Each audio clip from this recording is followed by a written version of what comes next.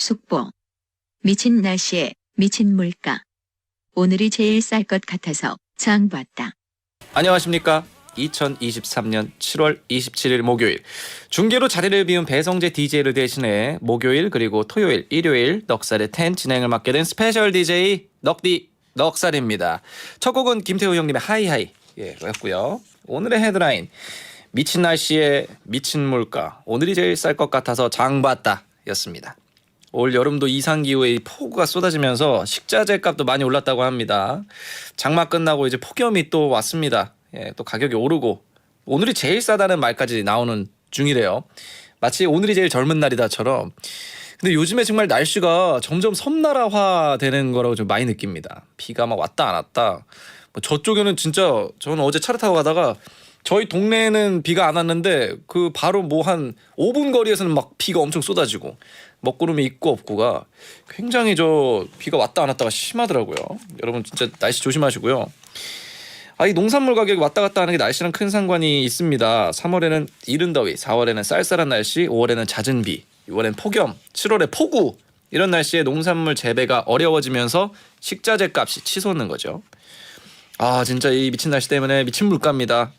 아무튼 힘든 시기인데 다들 올여름 덥고 습한 날씨도 잘 견디시고 주머니 관리도 잘 하셔서 여유 있는 여름 보내시길 바랍니다.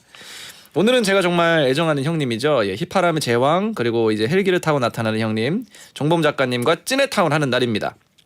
이게 진짜 신기하게도 제가 이제 작가님이 찐해타운 이제 넉살님이 저 대타 DJ로 하는데 영화 뭐 좋아하세요? 그래서 제가 저 인셉션도 재밌게 봤고요 했는데 그거 이번에 리스트에 있었다. 그거 할게요. 이래가지고 우연찮게 제가 좋아하는 것과 우리 작가님 좋아하시는 게 탁 맞아갖고 인셉션으로 영화 토크 나눠보도록 하겠습니다. 영화 재밌게 보신 분들 잠시 후에 함께 해주시고요.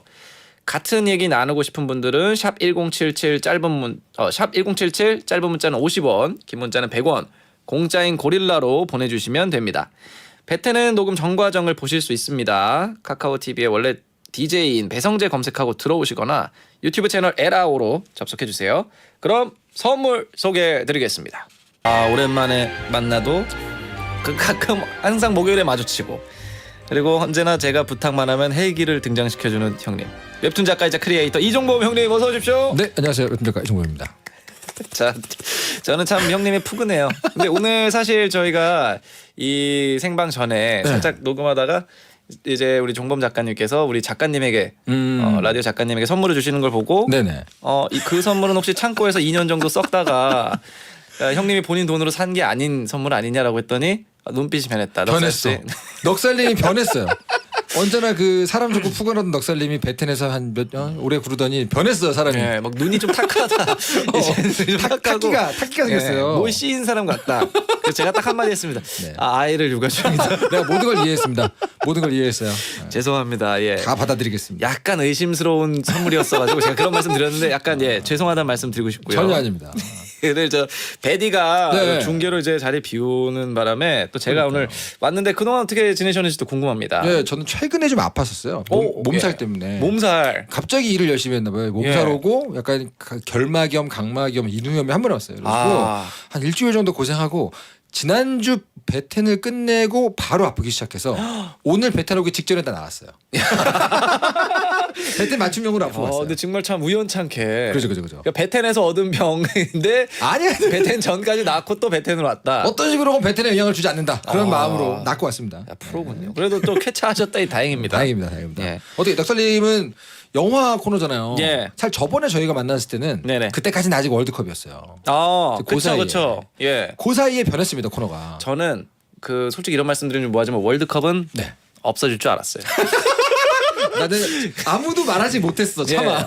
제가 해보니까 그러니까 이게 참 이 물속 바깥과 물속 안에서 보는 것이 다르잖아요. 그죠. 월드컵은 이제 물속 바깥에서 봤을 때는 그래 이 정도면은 나쁘지 않지 뭐 많이들 하니까 근데 이제 물속에 들어와 보니까 집안이 많이 이제 썩어 있었다. 일단 그 산소 포화도가 낮아졌고요, 많이.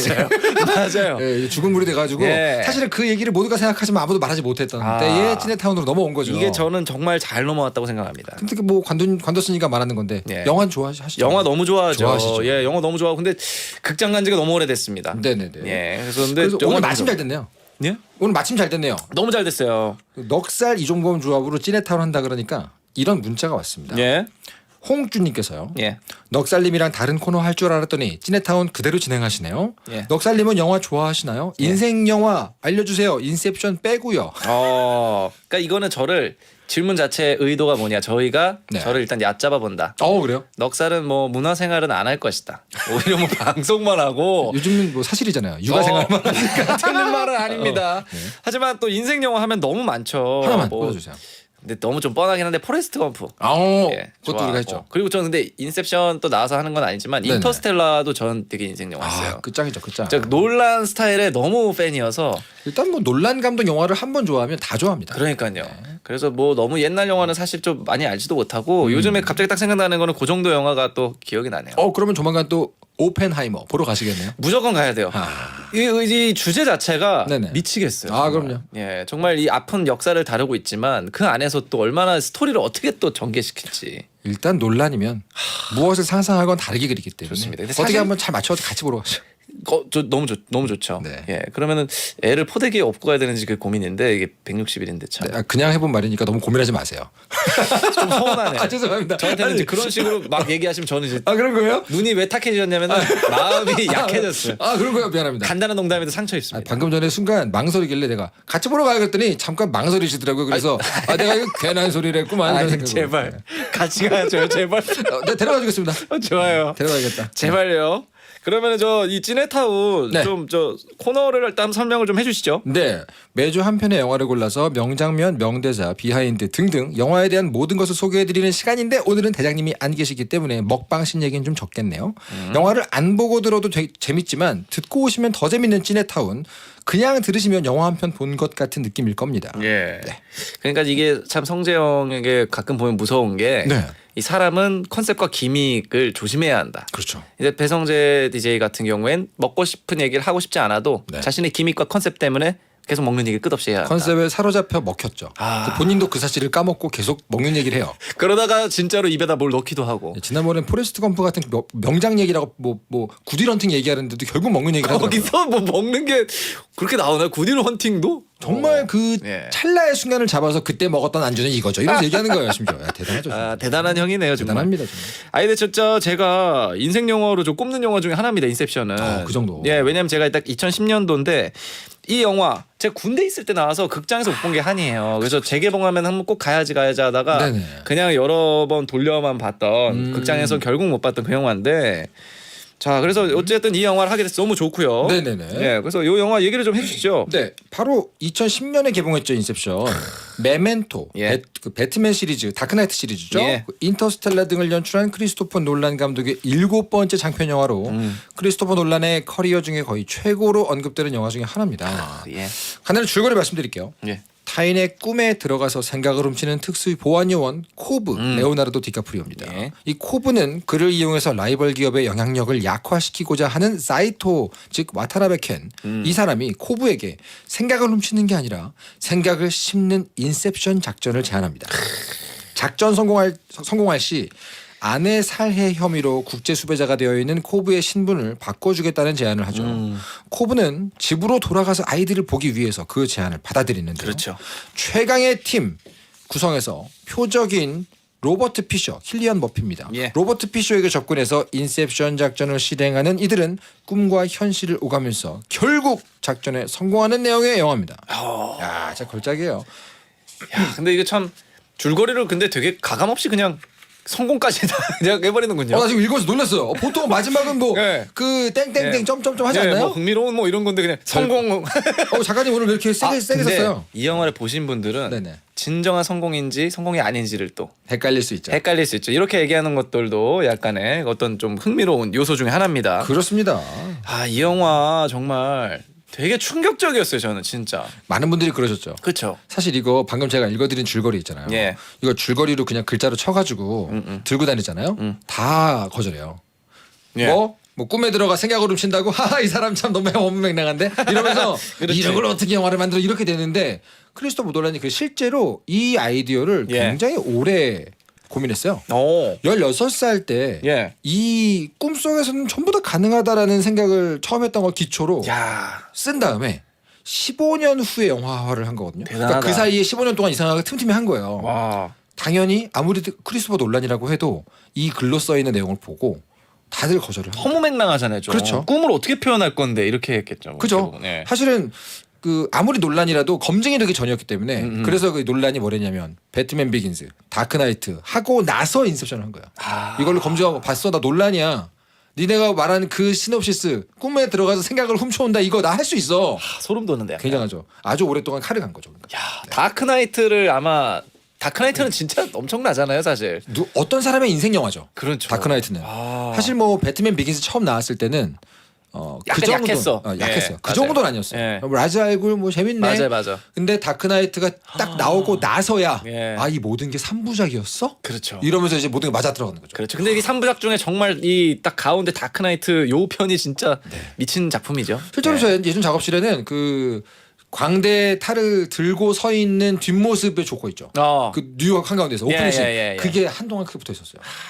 그것도 그 장면도 명장면이죠. 그렇습니다. 예. 일단은 뭐 굉장히 많은 상을 받았어요. 예. 2011년 아카데미 시상식에서 촬영상, 음향 편집상, 음향 믹싱상, 시각 효과상 받았고요. 다 받았네. 플롯, 시각 효과, 예. OST 한스 짐머죠. 굉장히 많은 면에서 호평을 받았는데 예. 1억 6천만 달러 제작비였고요. 와. 전 세계적으로 8억 2,500만 달러 벌었습니다. 그러니까 한 7배. 제작비도 엄청나지만 이 정도면 제작비 드릴만 하구나. 그러니까 하이 리스크 하이 리턴으로 예. 아주 하이 리턴으로 받았고요. 그래서 전 세계 흥행 2010년도에 4위 했습니다. 굉장한 작품이었죠. 의외로 근데 4위네요. 네. 이게 왜냐면 생각보다 예. 어려운 영화거든요. 그렇지. 접근성이 좀 사실 떨어질 수도 있겠다. 크리스토퍼 논란이 예. 당연히 인구수가 많은 미국에서 더 많은 돈을 벌겠지만 그렇죠. 한국에서 논란을 좋아하는 사람의 비중이 미국에서 논란을 좋아하는 비중보다 더 높대요. 오. 그러니까 미국에서 크리스토퍼 논란은 어떤 느낌으로 받아들여지냐고 제가 찾아보니까 뭐 거장이지 최고의 작가지 하시면 좀 어려워. 대중적인 어떤 그런 건 아니고. 예를 들면 뭐 더 탑건 매버릭이나 뭐 미션 임파서블 예. 뭐 그런 거랑 같이 봤을 때 약간 어려워서 조금 내가 마음 먹고 가야 돼 이런 느낌이 있어요. 근데 오히려 한국에서. 그렇죠. 근데 이 인셉션이 이 사람 영화 중에서 어려운데 제일 재밌는 영화. 그러니까 이 뒤로 가면 테넷, 인터스텔라 가면 어려움이 좀 더 올라요. 맞아요. 예. 테넷은 솔직히 어렵잖아요. 어렵잖아요. 아직도 모르겠어요. 그럼 맞죠. 예. 근데 인셉션도 파고들면 잘 모르겠는 부분이 남아 있는데 아무도 그 얘기를 하지 않습니다. 어. 그 정도로 재미있는 플롯을 잘 짰다는 얘기죠. 맞아요. 네네네. 근데 역시 이거 댓글에 보면은 히스레저가 캐스팅 1순위였다고. 그죠. 진짜 명배우를 정말 멋진 마치 불꽃처럼 다크나이트에서 그렇습니다. 장면을 남기고 사라진 히스레저. 많은 분들이 궁금하실 텐데 히스레저 후보는 아서였습니다. 조셉 고든 레빗이 연기한 네. 그 아서에 원래 히스레저가 후보였고요. 비슷하다. 뭔가 겹친다. 그래서 데려온 거래요. 비슷해가지고. 근데 고든 레빗이 이제 조토끼로 엄청나게 인기를 얻었죠, 한국에서. 그렇죠. 이 역할로. 어마어마했죠. 예. 일단은 뭐 그 주인공 코브 역할에는 브래드 피트와 윌 스미스가 물망에 올랐었습니다만 이 크리스토퍼 놀란 감독의 아내가 영화의 공동 제작자예요. 예. 그 엠마 토마스라는 분인데 그분이 무슨 소리야 이건 레오나르도 디카프리오지라고 해서 근데 놀란 감독이 원래 디카프리오랑 같이 작업을 되게 많이 하고 싶어했어요. 이 영화도 삼고초려. 계속 나랑 하나 하자, 같이 하자. 그리고 시놉시스 얘기하고 그런데 계속해서 나 이거 안 될 것 같아요, 감독님. 그래서 그 디카프리오가 3번인가를 거절했대요. 근데 완성된 시나리오, 이 인셉션 시나리오를 보고 나서 오케이 이거 한다. 그리고 들어와서 딱 들어온 게 코브죠. 디카프리오가 근데 사실 그때 고사하기로 또 유명한 대본 엄청나게 고르는 걸로 유명한 배우기도 하고요. 디카프리오 픽 시나리오는 일단 그 자체에서 투자가 엄청 들어옵니다. 맞아요. 그렇죠. 그렇습니다. 그리고 나서 예. 원래는 히스레저 그 말고도 제임스 프랑코 아시는 분 계실까요? 제임스 프랑코 얘는 스파이더맨에서 스파이더맨 친구로 나왔죠. 그렇죠. 그린 고블린 아들. 근데 맞아. 그 해에 127시간이라는 영화 그거를 촬영을 들어갔어요. 그 절벽에서 팔긴 그거 아니에요? 네 맞아요. 되게 좀 끔찍한 영화. 나중에 결국에는 탈출은 하지만 그죠. 예. 약간 그 플라나리아 엔딩. 세상에 플라나리아가 나오네. 그랬는데 그 덕분에 우리는 결국은 조셉 고든 레빗 버전의 아서를 아는 거죠. 근데 만약에 이 제임스 프랑코가 했어도 잘 어울리겠지만 네. 상상이 좀 안 되는 느낌이랄까? 그죠? 이 영화가 워낙 저에게 인상이 강렬하다 보니까 지금의 배우들이 아닌 이상 네. 뭔가 맛이 떨어질 것 같다는 생각이 들 정도로. 특히 저는 그 임스 네. 있잖아요. 임스하고 요 아서 이 두 사람의 티키타카를 너무 좋아하거든요. 눈빛 하나 가지고 서로 되게 티격태격 하잖아요. 맞아. 이거는 저는 이제 이 조셉 고든 레빈밖에 할 수 없는 연기 같아요. 조셉 고든 레빗이 그 뭔가 되게 조셉 고든 레빗은 그리고 되게 통역적인 얼굴을 좀 갖고 있지 않아요 또? 약간 그런 게 있죠. 예, 좀 선에. 완전히 서구적인 느낌은 또 아니에요. 맞습니다, 그래서 맞습니다. 뭔가 한국 분들 우리 한국 팬들이 더 좋아할 만한 뭐랄까 인상이랄까. 그렇죠. 예. 그리고 이제 이 인셉션에 보면은 드림팀을 모으잖아요. 예, 그렇죠. 근데 이 꿈을 추출하는 요 팀, 꿈을 인셉션하는 요 팀의 구성 자체가 크리스토퍼 놀란 감독이 어떻게 구성을 했냐면 예. 영화를 만드는 제작자의 어떤 역할 그런 거에 착안을 해서 역할을 만들었어요. 예를 들면 맞네. 이 디카프리오가 한 코브는 영화 감독이다. 그럼 옆에 조셉 고든 레빗의 아서가 프로듀서, 제작자 예. 전부 다 총괄하는 거죠. 그럼 이제 아리아드네가 미술 감독, 임스가 배우, 사이토가 스튜디오 회장. 이건 약간 끼워놓은 맞긴 하네. 고용주. 예. 그리고 로버트 피셔가 바로 관객이다. 와 이게 멋있다. 네, 피셔 안에 뭘 넣잖아요. 관객 안에 뭔가를 넣는 게 우리가 하는 일이야. 이런 얘기인 거예요. 오, 약간 소름 돋았어. 멋있죠. 예. 이게 굉장히 논란이 그런 아티스트적인 그런 메시지를 되게 좋아해요. 피셔가 관객이구나. 그죠. 모든 영화인들은 관객의 마음속에 영원히 바뀌지 않을 한 가지 아이디어를 심어놓고 나오는 거야. 이 얘기거든요. 이게. 야 이거 기가 막히다. 기가 막히죠. 그러니까 작가들에 대한 어떤 얘기예요. 작가들의 얘기. 와 멋있다. 이건 저도 진짜. 영화 왜 좋아하냐면 예. 작가로 살아가는 사람은 원래 이래야 되라는 걸 얘기를 많이 해줘요. 근데 그게 그 사람을 부수는 쪽이 아니라 살리는 쪽. 그래서 이 영화도 초반에 보면은 아버지와 아들의 관계를 이용하자 그렇게 얘기하지만 그렇죠. 나중에 가면은 그걸 이용만 하는 게 아니라 로버트 피셔가 결국은 아버지에 대한 그 트라우마를 좀 극복하잖아요. 용서하고 극복하죠. 예. 이게 좋은 작가다 이런 얘기를 다 담아놓은 거예요. 굉장하죠. 그렇구나. 또 이렇게 보니까 이게 엄청나네. 이 주인공 또 재밌는 얘기. 오늘 네. 여러분들이 보내주신 수많은 명장면이 있지만 이 네. 얘기만 좀 할게요. 이 주인공들 이름에 예. 앞 글자를 다 따잖아요. 예. 이제 아리아드네, 도미닉 코브, 로버트 피셔, 임스, 아서, 멜 다 따면 예. 드림 스파이, 오. 꿈도둑이라는 뜻이 됩니다. 이것도 설정에 있어요. 와 진짜로? 이런 거 되게 좋아해요, 논란이. 이 사람 무서운 사람이네. 약간 변태적인 느낌이 있는데. 꿈을 훔치는 스파이, 드림 스파이가 되네요. 그래서 실제로 설정집이나 시나리오 집이나 뭐 이런 뭐 블루레이 특전 이런 것들을 찾아보는 맛이 있어요. 왜냐하면 뒷얘기를 파면 끝도 없이 나옵니다, 논란은. 대박이다. 네. 그 중에 하나가 인셉션도 그런 그 풍성한 말할거리가 있는 작품이죠. 야 근데 사실은 이 정도까지 가면은 네네. 좀 지독하다고 표현하기도 하는데. 지독하죠. 작가주의가 너무 이제. 어찌 보면은 영화라는 건 되게 상업 예술의 한 분야라고 할 수 있는데 예술 영화도 있지만, 네. 그러니까 크리스토퍼 놀란 정도 이 정도의 규모와 세계적 개봉을 앞둔다면은 상업적 규모인데 네, 그죠. 여기에 이런 거를 그러니까 이거 다 넣고 싶은 거예요. 이런 작가주의적 성향을 당연히 이제 다크나이트를 한번 크게 해 드셨으니까 딱 보기에 뭐 그런 거 넣어도 돈 잘 벌겠지. 나 논란인데 그렇죠. 한번 보자. 역시 사람은 한번 떠야 돼요. 다크나이트 한번 찍어주면 인셉션 뭐 못 찍겠어 이런 느낌이죠. 뭐 유명해지면 뭐를 해도 뭐 그렇죠. 예술이라고. 떡사님도 지금 차기작에서 약간 예. 제가 이번에는 광대를 좀 해보고 광대 옷을 입고 무대에 나가볼게요. 그러면 이제 예. 넉살인데 되겠지 뭐 이럴 거 아니에요.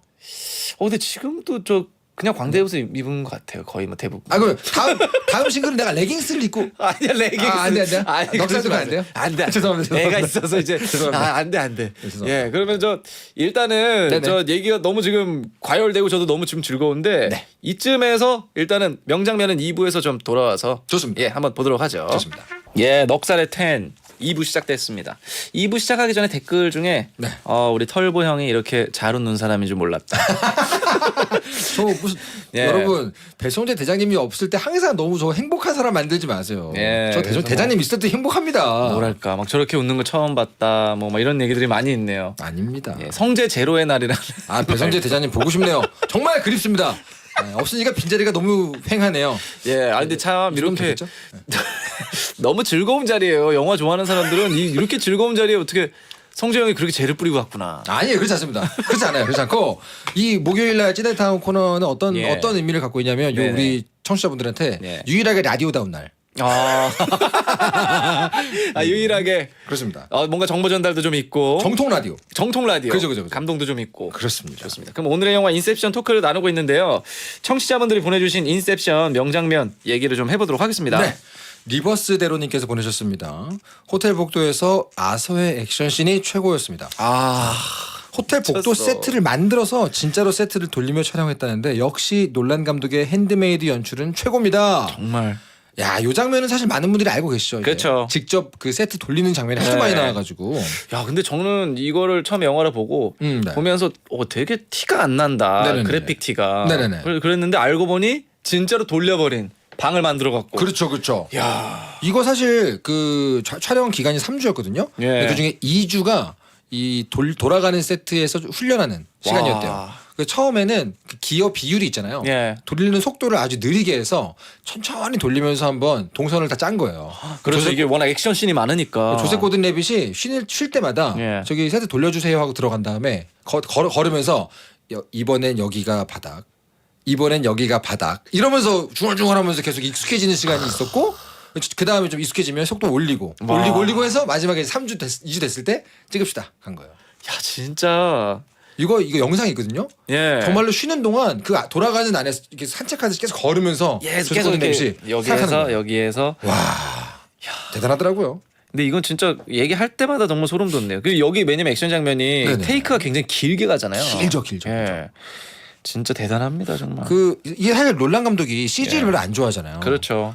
그 오펜하이머도 CG 없으면 큰일 나는데 이런 얘기 나올 정도로 그러니까 근데 거기서 저도 보니까 뭐 그 네. 얘기가 몇 개 있는데 오늘 오펜하이머 얘기가 아니기 때문에 아니기 때문에. 폭발씬 얘기가 좀 있는데 와, 그죠, 그거 그죠, 되게 그죠. 보면서도 재밌더라고요. 그래가지고 요 인셉션도 역시 CG를 최소화했는데 예. 예를 들면 이제 뭐 아리아드네가 네. 이 도로를 접어서 이게 도시를 접어버리잖아요. 맞아요. 이런 건 CG일 수밖에 없잖아요. 그렇죠. 근데 호텔 복도, 무중력 액션 예. 이런 것들은 실제로 다 세트장에서 만든 겁니다. 제가 봤거든요. 봤더니 이 와이어를 그냥 단 게 아니고 와이어가 전후 좌우 360도로 움직일 수 있는 와이어가 따로 있대요. 그걸 따로 만든 거예요. 와, 그래서 이렇게 그걸로 막 가지고 돌아가게. 네, 그런 식으로 해서 찍었다는 게 그 메이킹 필름이 정말 재밌습니다. 인셉션. 와, 그 저기 다음 장면에도 나오는구나. 진짜 이게 뭐랄까? 전 그 논란이 그게 너무 멋있는 것 같아요. 아무리 기술이 발달해도 네네. 아직은 인간의 화소를 따라올 수가 없다. 그렇죠. CG가 티가 난다. 진짜가 그건 가짜 아니냐. 관객들도 좋아할 거야 이런. 와, 이게 진짜 대단한 사람이 진짜. 바로 이 다음 장면도 마찬가지입니다. 그 저는 이거 네. 와. 온리포유 구구맥스님께서 예. 코브가 꿈 설계 방법을 설명해주면서 꿈 설계는 이런 거다 하고 아리아드네한테 보여주는데요. 예. 건물, 화분, 가게가 펑펑 터지다가 멈추는 장면. 완전 압도됐습니다. 몰입감을 극도로 끌어올리는데 도움을 준 장면이었어요. 진짜. 이 장면이 파리에서 촬영했거든요. 파리. 그러니까 실제로 이 영화 자체는 예. 6개국에서 촬영을 했어요. 6개국. 예. 근데 요 장면은 파리였는데 음. 파리의 시민들이 되게 반대했대요. 왜? 왜냐면 이제 예. 파리 시내에서 예. 이 폭발이 계속 나오는 그런 장면 촬영하는 거 좀 하지 말아라. 그래가지고 논란이 알았어. 그럼 폭약 없이 할게. 폭약 없이 예. 압축 공기로 할게. 그래가지고 오케이를 받은 거예요. 그 실제로 요거는 압축 공기만 가지고 다 터트린 거였습니다. 그럼 이게 폭발이 아니구나. 실제로 폭발로 보이잖아요. 근데 예. 여기에 폭발성, 인화성 물질이 없어요. 아. 다 압축 공기 가지고 터트리고 촬영할 때 테라스에 나와서 이렇게 파리 시민들이 구경하거든요. 그 예, 주민들이. 예. 그럼 되게 처음에는 놀란 감독의 이런 영화인지 모르고 뭐 이렇게 여기서 요즘 테러도 흉흉한데 그렇지. 찍지 말지 이러다가 예. 나중에 나온 거 보고 되게 좋아했대요. 근데 너무 아름답게 표현하잖아요. 그렇죠. 예. 근데 저는 이 장면이 이건 100% CG다 했는데 저도요. 이걸 보고서 터트리는 걸로 계속 네. 그거에다가 말이 되나? 그런 생각을 했습니다. 진짜. 정말 논란이에요. 예. 그리고 남양주 총잡이님께서 보내신 장면입니다. 맨 처음에는 예. 코브와 아서가 사이토의 꿈에 들어가서 기밀 정보를 빼내려고 하는데요. 이때 꿈속의 꿈이라는 개념을 처음으로 접하거든요. 진짜 미쳤다. 처음부터 엄청난 스토리와 스케일로 시작을 하더라고요. 이게 와 정말 이 장면 보면서 그러니까 사실 꿈 속으로 들어간다라는 개념과 꿈을 표현하는 방식이 네네네. 사실 맨 첫 장면부터 그냥 나오잖아요. 그죠. 근데 정말 웃기게도 왜 그 화장실 가고 싶어서 깨면은 네네네. 화장실이 꿈에서 나오고 내가 네네네. 막 바닷속에 있는다든지 그죠. 뭐 갑자기 이렇게 좀 저희가 뭐 학교에서 졸다가 턱을 개던 손이 탁 떨어지면 갑자기 덜컥하고 떨어진다는 꿈을 꾼다든지 그죠. 이런 것들을 표현한다는 게 그 킥이라는 것도 여기서 처음 나오죠. 예, 그러니까요. 물속으로 떨어진다. 예. 실제 유서프 나중에 본편에 가면은 비가 오잖아요. 맞아요. 유서프가 이 샴페인을 많이 먹었기 때문에 유서프의 꿈에 들어가자마자 비가 오는 거라고 설정이거든요. 아, 그게 다 있어요. 진짜로? 다 있습니다, 있습니다. 아 그럼 유서프가 저기 공짜 샴페인이라고 많이 먹었잖아. 이러고 혼내요. 사람들이. 배출하는구나. 그죠. 아 비가 그래서 오는 거예요. 비가 오는 거예요 그게. 이 영화를 그냥 보셔도 재밌는데 이 보시는 분들이 지금 이건 누구의 꿈에 누구를 데려온 거냐. 그렇지. 이거를 알면서 보시면 더 재밌어요. 맞아요. 네네네. 아, 대박이다. 자, 그 다음에는 네네. 보라돌이님께서 보내신 장면입니다. 아리아드네가 도로를 접어버리고 예. 다리를 만들어버리고 길이 없으니까 거울로 길 만들고 맞아요. 꿈 설계를 기가 막히게 하죠. 근데 그럴 때마다 사람들이 쳐다보는 게 좀 무서웠어요. 그러다가 마지막에 코브의 죽은 아내 멜에게 그쵸. 칼에 찔려 꿈에서 깨져. 예. 끔찍했습니다. 이 장면도 명장면이에요. 처음으로 이제 사람들이 막 쳐다보잖아요. 그렇죠. 예. 네. 근데 이제 뭐 거기서 이질감, 그러니까 내가 꿈에 침투해서 이 사람의 꿈이 아닌, 그러니까 그의 자의식이 만들어내지 않은 것이 침투하면 자의식이 그걸 거부하기 때문에 다 쳐다보는. 그렇죠. 그런 무의식들이. 예. 사실은 작가들이 이런 설정을 하면 정말 어려운 게 뭐냐면 특히 인셉션 같은 경우는 기존에 없던 것들을 다 설정했잖아요. 맞아요. 설명할 게 너무 많아요. 맞아. 근데 이 영화가 대단한 건 뭐냐면 그 수많은 설명을 너무 재밌게 아무렇지도 않게 다 합니다. 그러니까요. 설명이 많은 영화가 진짜 재미없어야 되는데 맞아요. 이 영화는 그걸 너무 잘했어요. 그러니까 마치 진짜 막 약간 좀 너무 어려운 게임인데 튜토리얼을 너무 잘해놔서 그렇죠. 이 사람들이 방향을 조금 헷갈릴 수는 있으나 이 몰입감을 전혀 방해하지 않는 선에서 이 길을 잘 뚫어놓은. 그죠? 맞아요. 예. 게임으로 치면 튜토리얼을 너무 재밌게 만들어 놓은 거예요. 그러니까요. 그래서 설명하는데 모든 게 아주 흥미진진하게 나오죠. 맞아요. 그렇습니다. 아, 이 장면도 진짜 이거 다 소름 돋는 장면밖에 없네 이게.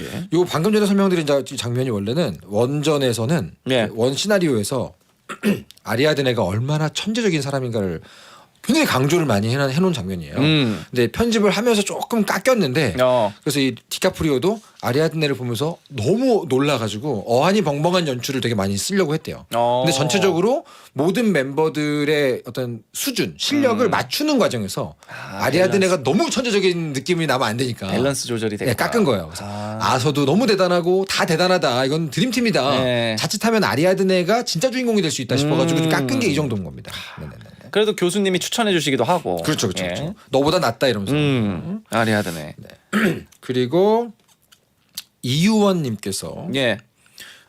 아리아드네는 아서한테 꿈에 적용할 트릭을 배우고요. 코브는 여기서 이제 그 아서는 고든 레빗이죠. 그렇죠. 코브는 위족군 임스와 약제사 유서프를 찾아가서 팀에 영입합니다. 그렇죠. 다 같이 모여서 회의도 하고 계획 공유할 때는 제대로 된 팀 같고 든든하더라고요. 특히 이때 아서랑 임스의 투닥투닥 케미도 좋았습니다. 제가 이제 항상 이 찌네타운 할 때 여러분들께 4분의 3 말씀드리거든요. 예. 근데 또 가끔 가다가는 4분의 1도 얘기해요. 예. 이 헐리우드 영화는요, 여러분들 4분의 1쯤 됐을 때 주인공의 팀이 딱 짜입니다, 보통. 그때부터 이제 그 멤버들이 이제 정해지는구나. 멤버가 일단 다 짜이는 게 보통 4분의 1 왔다 갔다 해요. 그래서 그것도 보시면 신기하다. 진짜로 4분의 1 가까워지니까 팀원들이 다 모이네. 이렇게 아실 거예요. 예. 듣기만 해도 영화에 대한 상식이 올라가는 찌네타운입니다. 아닌 영화들도 근데 있지 않을까요? 4분의 3은 거의 다 똑같고요. 4분의 1은 왔다 갔다 해요. 왔다 갔다. 네. 4분의 3은 하지만 확실하다. 네, 근데 오케이. K-pop 무비 같이 약간 팀이 중요한 얘기 있잖아요. 예. 그런 건 4분의 1 거의 맞아요. 뭐 일단은 뭐 대부분 일단은 도둑들 나오는 영화들은 멤버들이 4분의 1 정도 지나면 모이고 그죠. 스토리가 진행되죠. 중요한 팀원들은 4분의 1들이 다 모여야 된다는 원칙이 있습니다. 아하. 예. 자, 그리고 엔드게임님께서 보내셨습니다. 예. 아리아드네가 코브의 꿈속에 들어가는데요. 죽은 아내를 보기 위해 꿈을 꾼다는 코브가 진짜 짠했어요. 그리고 코브의 무의식에 들어간 아리아드네는 멜에게 죽을 뻔하는데요. 예. 엘리베이터 안전 철창에 매달려서 울부짖는 멜이 진짜 무서웠습니다. 연기를 너무 잘해. 야, 여기 진짜 예. 사실 그 크리스토퍼 노란이 또 되게 재밌는 게 보통 감독들마다 우리가 예. 페르소나라 부르는 그렇죠. 정말 좋아하는 배우들이 있잖아요. 그렇죠. 예를 들면 뭐 누가 있을까요? 뭐 봉준호 감독님과 송강호. 예, 송강호님. 예. 또 뭐 있잖아요. 남친. 예, 다 있죠. 근데 페르소나가 제일 많은 사람이 논란입니다. 근데 진짜 다 페르소나야 다. 네. 예. 그 인셉션하고 다크나이트하고 맞아요. 인터스텔라하고 그 뭐 다 연결하면은 예. 다 나와요. 그 멤버가 맞아, 그 맞아. 멤버예요. 그래도 요 근래 가장 제가 자주 보는 분은 이제 오펜하이머의 주연을 맡았던 로버트 피셔. 예, 로버트 킬리안 피셔. 머피. 예, 킬리안 머피가 그래도 조형부터 시작해서 되게 감초 역할도 많이 나오고. 다크나이트에서는 그 마약을 팔던 예. 그 닥터 크로우였다가 맞아요. 막 여기서는 그뭐 이제 가스 대기업. 분출하는 막. 그죠. 예. 여기서는 대기업이었다가 그러니까요. 그 다음에는 이제 오펜하이머에서는 이제 오펜하이머. 예. 그런 식으로 정말 이 페르소나가 많거든요. 맞아요. 근데 마리온 꼬띠아르도 이 다크나이트 시리즈에 나오잖아요. 예. 다크나이트 라이즈에 나오고 맞아요. 여기서 나오고 그러니까 일단 한번 꽂히면 계속 그 같은 집을 찾는 거예요. 이 감독도 야, 근데 페르소나 진짜 많네요. 그죠. 논란이 확실히 많네. 많습니다. 많아요. 그리고 그 마이클 케인도 예. 페르소나입니다. 맞네. 계속 나옵니다. 계속 나오네. 그렇습니다. 예. 자, 호기심 천국님께서 보내신 장면입니다.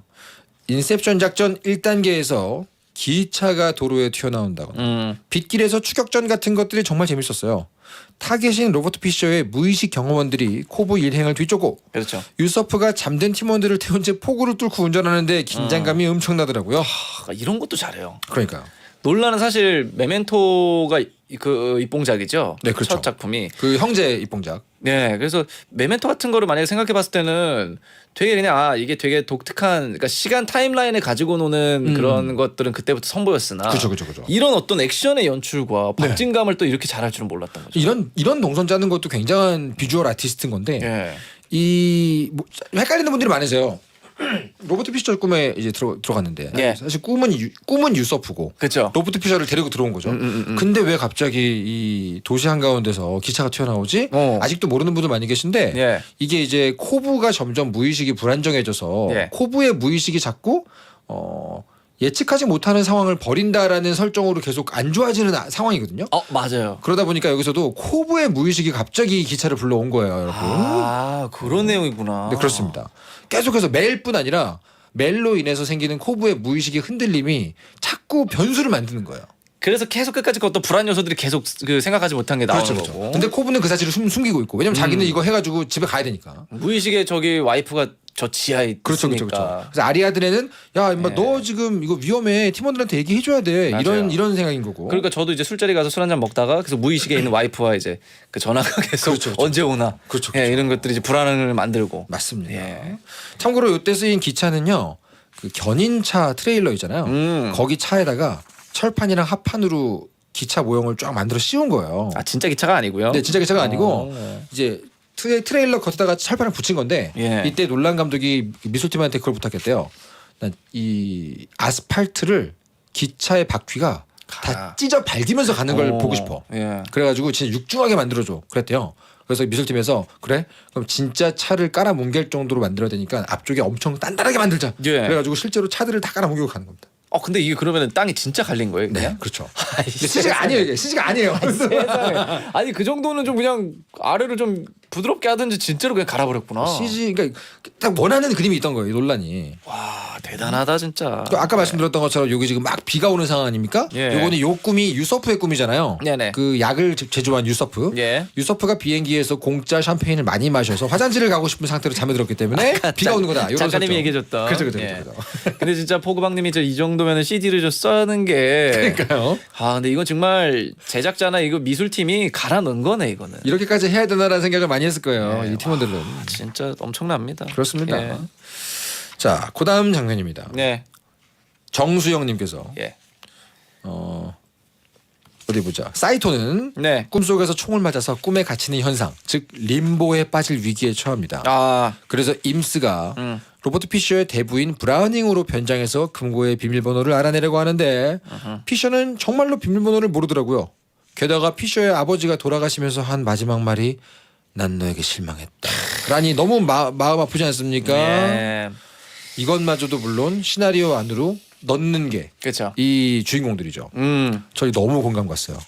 왜 네. 그런 얘기를 하거든요. 예. 꿈속에선 계속해서 이 원하는 대로 안 되고 변수가 생기는데 네. 그 자리에서 바로바로 임기응변 해가지고 그거를 이 꿈 시나리오 안에 넣는 게 코브 같은 감독의 일이야. 맞아. 갑작스러운 것들. 근데 제가 이제 웹툰을 연재하지 않습니까? 예. 연재를 하면 반드시 실시간 매주 연재를 할 때 반드시 뭔가 사고가 터져요. 뭐 건강이 안 좋든 어떤 경조사가 생기든 예, 아니면 예. 내용상 뭐가 문제가 있건 반드시 아니면 무슨 뭐 이슈가 터져가지고 네네. 못 그리게 된다거나 예. 그때마다 임기응변을 무조건 해내야 되거든요. 네. 그러니까 이게 진짜 연재 작가들에게는 자기 일 같은 내용이 많습니다. 그래서 약간 여기서 형님이 공감하셨구나. 너무 공감했죠. 그 공포감. 이게 막 진짜 뭐 어찌됐든 일이 터졌는데 이거는 무마해야 되고 계속 작전을 성공시켜야 하는 그렇죠. 연재 작가의 또 그런 두려움까지도. 그렇죠. 여기에 또 공감이. 영화 감독도 굉장히 공감 많이 했다 그러더라고요. 자, 이 명장면이 참 많습니다. 너무 많아요.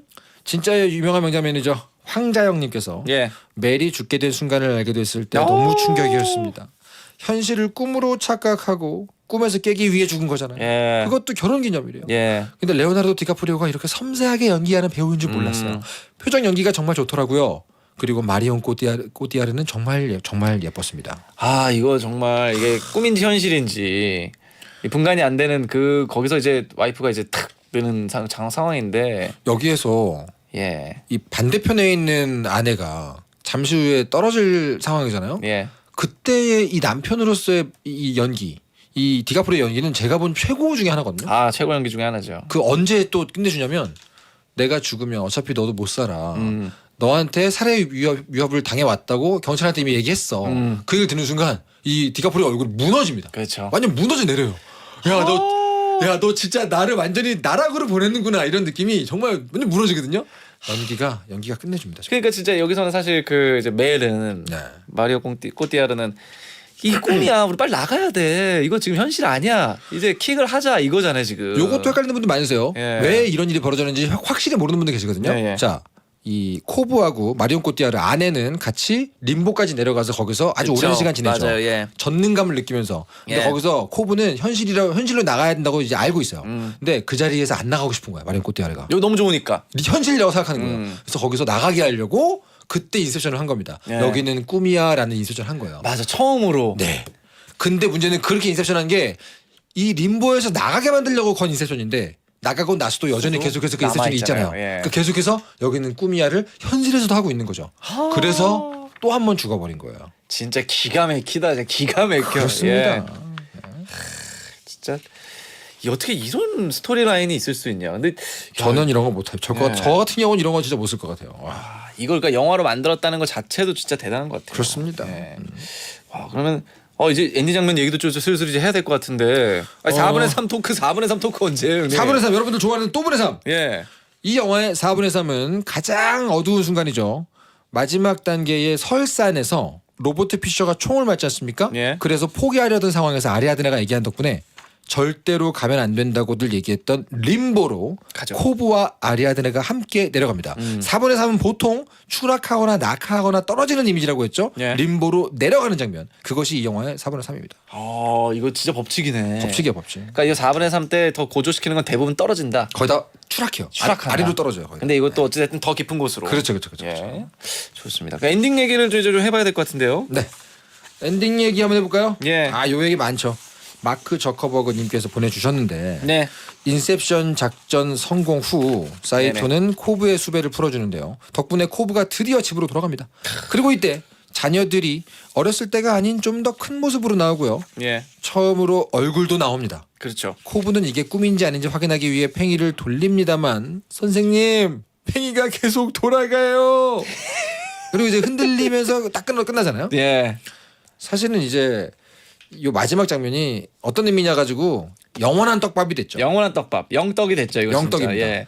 하지만 오피셜한 정보로는 예. 현실이다. 그렇지. 예, 네, 맞아요. 나왔습니다. 흔들렸다. 네. 네. 뭐 팽이가 흔들렸다. 그 두 가지가 있는데 이 주인공 레오나르도 디카프리오 손에 예. 이 반지가 껴있다. 꿈이고 반지가 없으면 현실이다. 요것도 설이 있고 가장 정확한 거 이 오피셜인 설은 뭐냐면 예. 마이클 케인이죠. 이 주인공 아빠. 네. 마이클 케인이 등장하는 장면은 모두 현실이다. 요거는 이제 크리스토퍼 놀란 감독발 공식 발언이기 때문에 그러면은 그냥 현실이네. 현실이죠. 근데 이렇게 결말을 내버렸구나. 약간 또 저 같으면은 제가 만약에 논란이었으면은 네네. 그럼 여러분들이 정해라 이렇게 했을 것 같은데. 사실은 오늘 시간이 없을 것 같지만 예. 계속 그렇게 돌아가는 것처럼 보인 연출에는 의미가 따로 있긴 합니다. 예, 따로 있긴 합니다. 그거는 이 알아서 얘기는 찾아보시고 이 얘기는 정말 하게 많네요. 이거 진짜 그 얘기는 광고 듣고 와서 간단하게 또 말씀해 주실 수 그럴까요? 있을까요? 좋습니다. 알겠습니다. 그럼 일단 광고 듣고 오겠습니다. 넉살의 찐해타운 오늘은 영화 인셉션으로 함께했고요. 명장면 보내주신 분들 중 선정해서 선물 커피 쿠폰 보내드립니다. 다음 주 찐해타운은 배성재 DJ와 찐해타운 생방송에 이어 야근 생록방까지 있어서 두 편을 예고해드립니다. 생방송에서는 애니메이션 월2 야근 생록방에서는 광복절을 앞두고 영화 암살과 함께한다고 합니다. 네. 영화 미리미리 챙겨보시고 본방송에서 공감하면서 들어주시기 바랍니다. 네. 자, 그러면은 팽이가 계속 돌아가는 이유부터 사실은 좀, 예. 원래 여운을 주려고 만든 건 맞다고 해요. 네. 근데 전 세계적으로 모두가 그 얘기를 하니까 그냥 오피셜리 네. 공식적으로는 사실상 이거는 끝난 거 맞아. 현실은 맞다. 예. 이렇게 얘기한 것뿐이거든요. 근데 거기에 대해서 또 어떤 그 대학교의 유명한 철학 교수가 네네. 이 영화를 보고 나서 예. 림보와 현실은 사실 구분할 수 없다. 그 얘기를 하거든요. 호전몽이네. 논란이 예. 그 얘기를 받아요. 사실 맞다. 림보와 현실은 그 안에 들어가 있는 사람들 구분할 수 없다는 설정이 있다. 그러면서 이제 끝없이 돌아가는 거 결국 멈추는 걸 보여주지 않은 데는 그 이유가 있는 것 같아요. 세상에. 근데 되게 어려운 얘기여가지고. 좋다. 네. 좋다. 아니 그럼 오늘의 털동질 인셉션 한 줄 평 또 들어봐야죠. 네. 인셉션 한 줄 평 하겠습니다. 영화 인셉션은 너무 새로운 건 흥행하지 못한다는 원칙을 전부 깨버린 걸작입니다. 깔끔하네. 아유 작가님 오늘 너무 짧게 해야 돼요. 수고하셨고요. 네. 예. 감사합니다. 저희는 다음에 또 만나도록 하겠습니다. 네, 안녕히 계십시오. 예, 일단 내일은 또 우주소녀 수빈님이 수빈의 텐 진행되고요. 넉살의 텐은 주말에 다시 돌아오니까 넉텐 많이 사랑해 주십시오. SBS 교통안전 캠페인. 여름 휴가철에는 늘어난 교통량으로 크고 작은 사고가 많이 발생하는데요. 안전띠를 매지 않을 때 치사율이 뒷좌석 탑승자는 3.8배, 앞좌석 탑승자는 2배나 증가한다는 사실 알고 계셨나요? 젖은 노면에서는 제동거리가 평상시보다 1.8배까지 늘어나서 50% 감속해야 하고 타이어 공기압, 마모 상태도 확인해야겠죠? 특히 편마모가 심하고 접지면의 홈 깊이가 1.6mm 이내인 타이어 사용은 위험합니다. 또 낯선 여행지에 대한 정보는 충분히 파악하고 출발 전 내비게이션 모의 주행도 휴가철 안전한 여행에 큰 도움이 됩니다. 이 캠페인은 언제나 국민에게 신뢰받는 국토교통부와 한국교통안전공단이 함께합니다. 속도를 줄이면 사람이 보입니다. 그대와 함께 언제나 SBS Power FM.